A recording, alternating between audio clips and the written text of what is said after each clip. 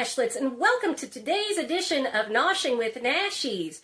Have you ever wanted a cinnamon roll, but you didn't want the kind out of the tube, but you wanted something that was a little bit easier than a full-on cinnamon roll? Well, I've got you covered today. We are headed into my kitchen to make this cinnamon roll focaccia. So let's head on in and see how I did it.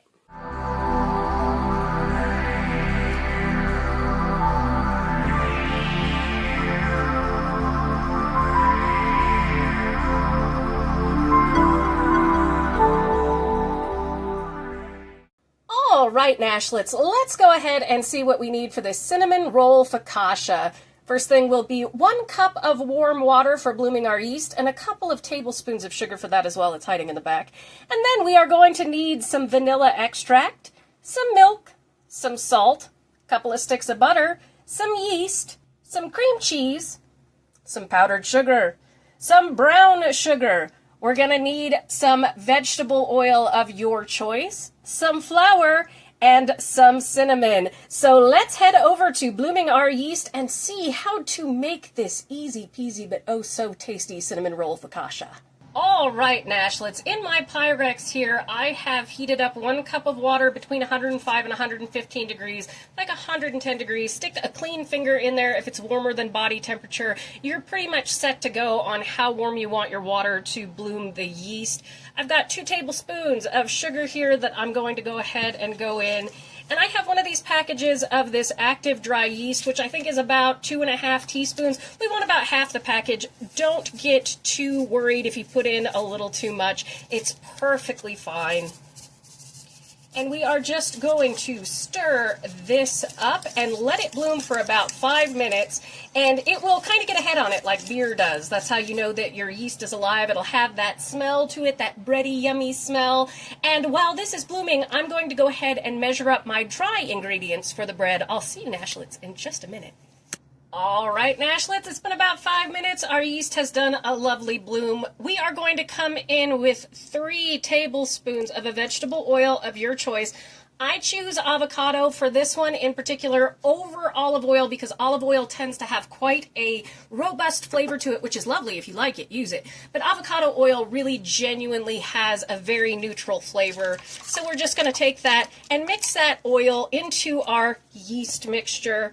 Then I'm going to come over here, and in this bowl I have 2½ cups of flour, and to that we're going to add ½ teaspoon of salt.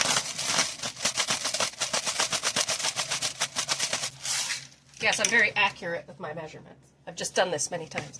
All right, just kind of give that a stir with a whisk. Real quick to get everybody incorporated. And then have a spoon, a wooden spoon. I don't know what these are called, cake spatula, spatula. It goes by many different names. There are too many kinds of spatulas out there. And now we're going to take our yeast mixture with the sugar, yeast, water, and oil. We're going to mix this right into the bowl here.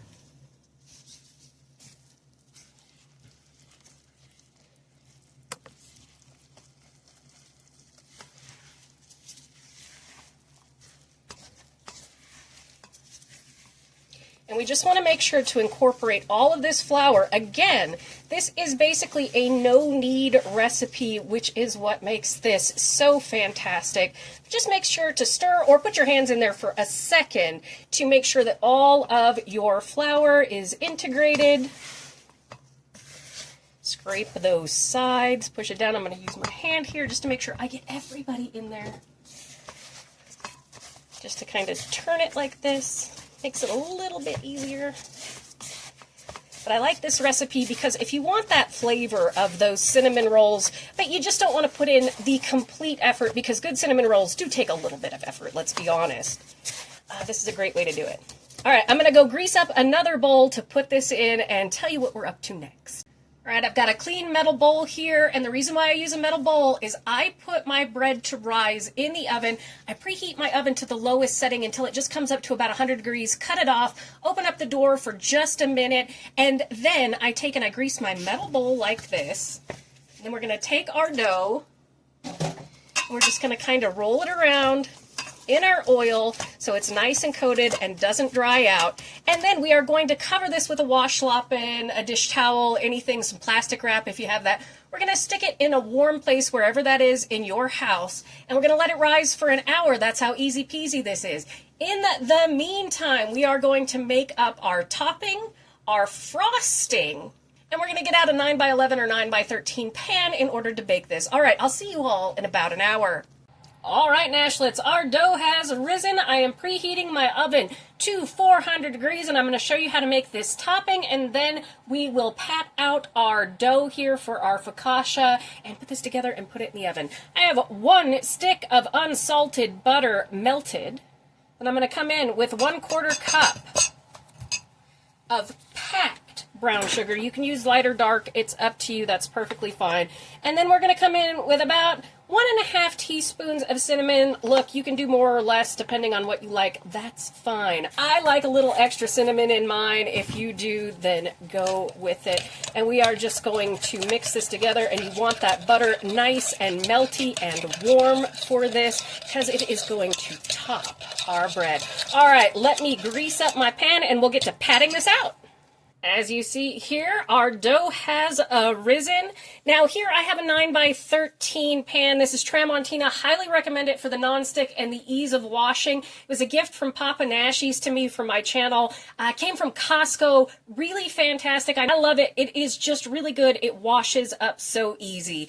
Now what we want to do is put 3 tablespoons of oil down in the bottom of our pan here and kind of move it around. You can see how nonstick this is by how the oil pools in here. Now, I recommend not using olive oil for this portion. You want a higher smoke point oil for this because we are going to be sticking this dough into a 400-degree oven. So, just plop out your dough like so and get to stretching it all the way up to the edges of our pan here. And we want that oil doing a nice pool there. And if it doesn't reach the edges, because again, this technically is a 9x11 recipe, so if it doesn't totally reach the edges of your pan, don't worry about it. It's going to cook up just fine. All right, so we've got our dough in here like so, and we are going to do the dimples, which is the fun portion of this. I like going dimple. And again, make sure that your oven is preheated to that 400 degrees because this is going to bake for like 20-25 minutes. All right, get that looking like a focaccia there. And again, nothing has to be perfect. It's fine. It's going to taste good. All right, we have our brown sugar, our butter, and our cinnamon mixture here, and we are going to pour it over the top. Bing bong.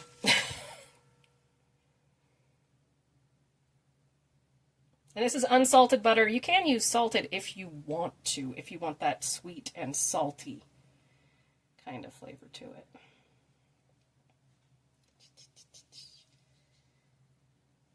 Oh, this is going to be so good. And one of the things I highly recommend investing in is an oven temperature gauge that you stick in the oven. They're really inexpensive, but ovens, depending on how clean they are or things like that, can be calibrated slightly off from what it reads on the temperature of your oven. So like I said, 400 degrees, this is going to go in. Wow, that is some shiny butter right there. Look at the reflection of my hand. This is going to go into a 400-degree oven for 20 to 25 minutes. How to know it's done: if you stick your finger into it and it doesn't stay dimpled, it's finished. You can stick a toothpick in and make sure no dough sticks. All right, folks, let's put this in the oven for 20-25 minutes, and I will see you in just a bit, my Nashlets. Our focaccia is fresh out of the oven and still bubbling away. So while this is cooling down a bit, let's mix up our frosting. All right, Nashlets, while my bread is cooling just a little bit, we're going to make the frosting for the top of this so it's just kind of like a cinnamon roll. What I have here is 1 cup of powdered or confectioner's sugar. I have 2 ounces of cream cheese, very, very soft at room temperature. 3 tablespoons of butter, also soft and at room temperature. And we are going to come in with just a pinch of salt.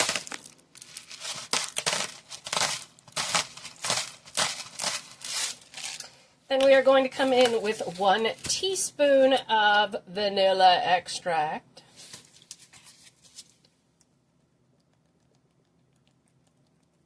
Give or take. Then we're going to come in with 2 tablespoons of milk.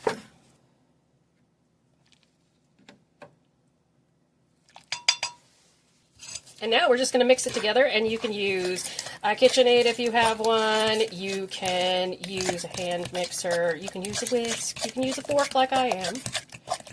And we just want to get everybody incorporated.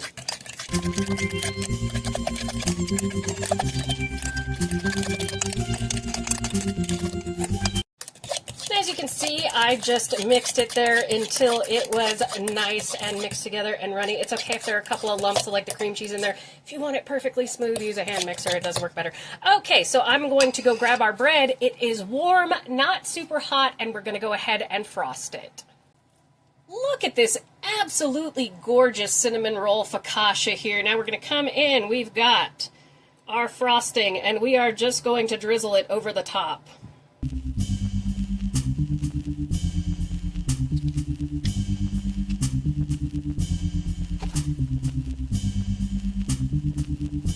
All right, Nashlets, and here we have our beautiful cinnamon roll focaccia bread. It is so tasty and about half the effort of a regular cinnamon roll. It tastes a lot better than the kind that come out of the can. Not that those are bad. And you can store this in the refrigerator for 3 to 4 days.